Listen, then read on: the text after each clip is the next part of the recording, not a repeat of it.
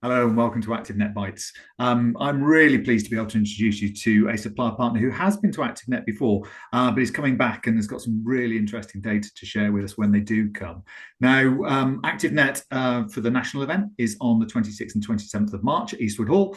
We still have a few spaces left. We've only got 9 free buyer places at the moment, operator places, but we've got a few suppliers. And one of those that's going to be attending us is Tommy. So, Tommy, tell us who you are, what you do, and who you do it for, please.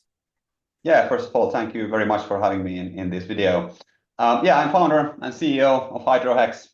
What we do, so in a nutshell, we do produce aquatic fitness class videos, and we help pool operators to acquire new members and increase retention of existing member base by helping to integrate fully staff-free, 100% digital fitness classes on otherwise underutilized pool hours.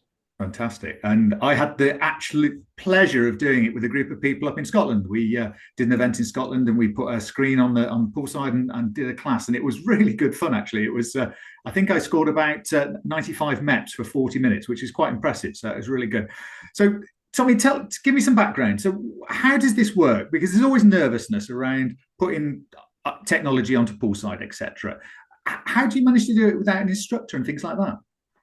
Yeah, I would maybe highlight the success in 3 key points.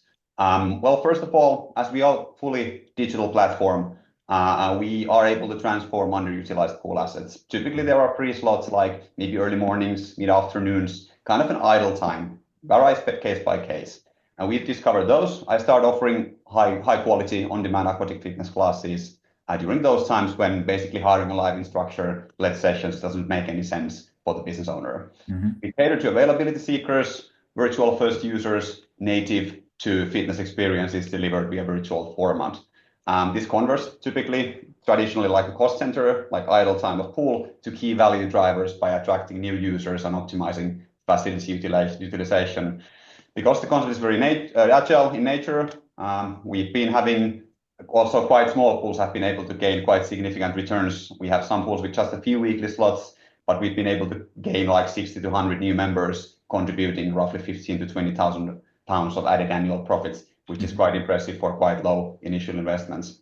Second very important point is that the net promoter score of the concept is very high, astonishing 94. We've seen this effect in practice when the customer acquisition to the concept typically happens almost solely based on referrals. So basically the high customer loyalty, it can be also observed through the retention rate, which been on average 88% for the regular Hydrohex users. If you compare to industry average for the same group, which is just 71%. And as we all know, I think it's way more expensive to get new members than the existing loyal ones on board. And third point I want to highlight that due to the fact that this market is fairly underserved, there's quite much demand for low weight bearing aquatic activities. This creates definitely a blue ocean opportunity for the sites.